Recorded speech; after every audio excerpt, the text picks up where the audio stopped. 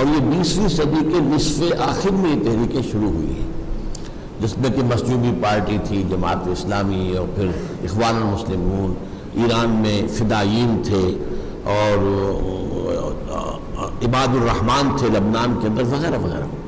اور ان سب کے پیش نظر یہی تھا کہ یہاں پہ دین کو نظام کی حیثیت سے قائم کریں. لیکن ایک تو میں نے کہا کہ غلطی انہوں نے یہ کی کہ یہ در حقیقت ایمان یقین والا ایمان پیدا کیے بغیر جو ہے یہ کام نہیں ہو سکتا. اور دوسرے یہ کہ انہوں نے طریقے وہ اختیار کر لیے کہ جو حضور کی سیرت سے نہیں تھے. لیکن اس کے باوجود ان تحریکوں نے بہت سی اویئرنیس پیدا کر دی ہے، اور بہت سے لوگوں کے اندر اب یہ بات موجود ہے کہ اسلام جو ہے وہ دین ہے، وہ صرف مذہب نہیں ہے. اسی لیے ویسٹ گھبرا رہا ہے.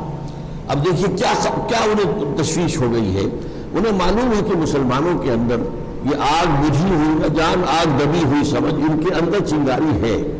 جیسے اقبال نے ابلیس کی مجلس شورا میں ابلیس سے کہلوایا ہے، جب اس کے مشیروں نے کہا یہ جمہوریت کا دور آ گیا، ہماری ابلیسیت تو ختم ہو جائے گی، یہ اشتراکیت آ گئی، ہماری ابلیسیت تو ختم. اس نے کہا نہ اس سے ابلیسیت ختم ہوگی نہ اس سے ہوگی. ہاں ہے خطر کوئی اگر مجھ کو تو اس امت سے ہے، اس کی خاکستر میں ہے اب تک شرار آرزو. اس کے اندر جو ہے جیسے کہ ایک انگارہ ہوتا ہے، اس کے اوپر جب راکھ آ جائے تو نظر نہیں آتا کہ یہ انگارہ ہے. آپ غلطی سے اٹھا لیں گے تو معلوم ہوگا وہ تو اس کے اندر تو دہکتا ہوا انگارہ تھا. تو اسی طریقے سے اس امت میں سوئی ہوئی اوپر جو ہے وہ خابندگی نظر آ رہی ہے، لیکن اندر جذبہ ہے. اس اعتبار سے وہ ڈر رہے ہیں. چنانچہ جب USSR کا خاتمہ ہوا ہے تو اس کے بعد پھر اثر نو جب انہوں نے جو یہ ٹریٹی ہے جس کو کہ انہوں نے دوبارہ جو ہے وہ اٹلانٹک جو ہے نیٹو کو اثر نو آرگنائز اور ایکسٹینڈ کرنے کا جب پروگرام بنایا تو لوگوں نے پوچھا کس لیے؟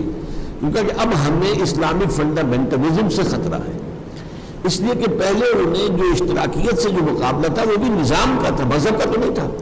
مذہب کے جو تھے سارے کے سارے ایسٹرن یورپ کے لوگ اور رشیا وغیرہ کے لوگ کون تھے؟ عیسائی تھے.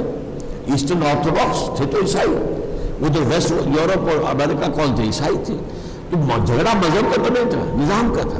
یہ سرمایہ دارانہ نظام، بینکنگ کی بنیاد پر چلنے والا سرمایہ دارانہ نظام، اور وہ اس کے برعکس جو ہے وہ ایک نظام لے آئے تھے کمیونزم کا، جس سے اس وقت انہیں بڑا شدید اندیشہ تھا.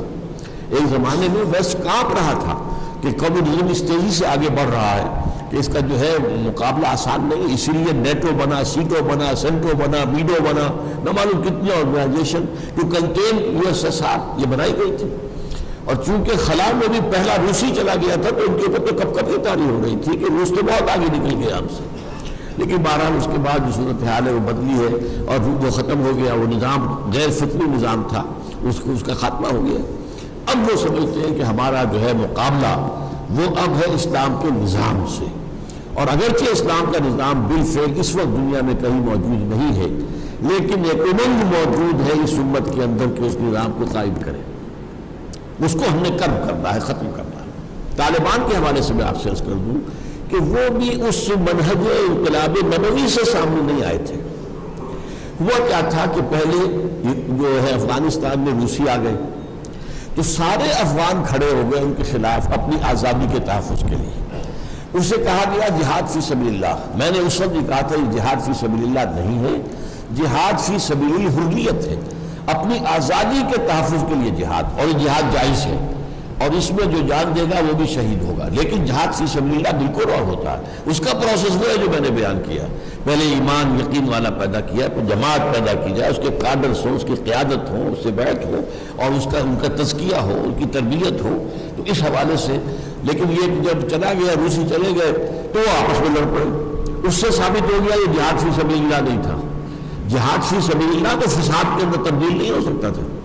لہذا اس کے بعد یہ ہے کہ جب پورے ملک سے امن و امان رخصت ہو گیا تو یہ ملا عمر کھڑے ہو گئے، انہوں نے ہمت کی تو سب لوگوں نے ان کی تائید کر دی.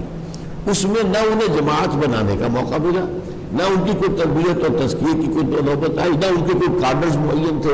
انہیں تو یوں سمجھیے کہ ان کی جھولی کے اندر حکومت آ پڑی اور ان کو خود سپورٹ امریکہ نے کیا، بے نظیر کی حکومت نے سپورٹ کیا، ہمارے ہاں سے فوج نے سپورٹ کیا انہیں. لیکن یہ کہ ظاہر بات ہے کہ اس کے بعد جب انہوں نے دیکھا ان کا خیال تھا یہ مولوی ملاٹے ہیں، یہ تو ٹریڈیشنلسٹ ہیں، فنڈامنٹلسٹ تو نہیں ہے. جبکہ وہ جو تھا حکمت یار فنڈامنٹلسٹ تھا.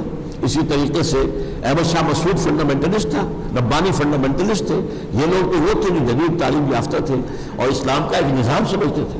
یہ مولوی بلاتے انہوں نے سمجھا ان کا تو تصور وہ ہے نہیں، تو جیسے یہ سعودی عرب ہماری جیب میں پڑا ہوا یہ بھی پڑے رہیں گے، لیکن وہاں معاملہ کچھ اور ہو گیا، انہوں نے اسلامی سزائیں نافذ کر دی اور پورے ملک میں امن ہو گیا۔ اب انہیں خوف ہوا کہ یہ نظام اگر کہیں چل گیا تو ہمارا نظام تو رہ جائے گا اور پوری دنیا اس کو قبول کر لے گی، تب انہوں نے پھر اس کو ختم کیا۔ تو یہ صورتحال ہے، چونکہ وہ ابھی منہج انقلاب نبوی سے ہو کر نہیں آئے تھے، لہذا پھر وہ اس کو رجسٹ نہیں کر پائے۔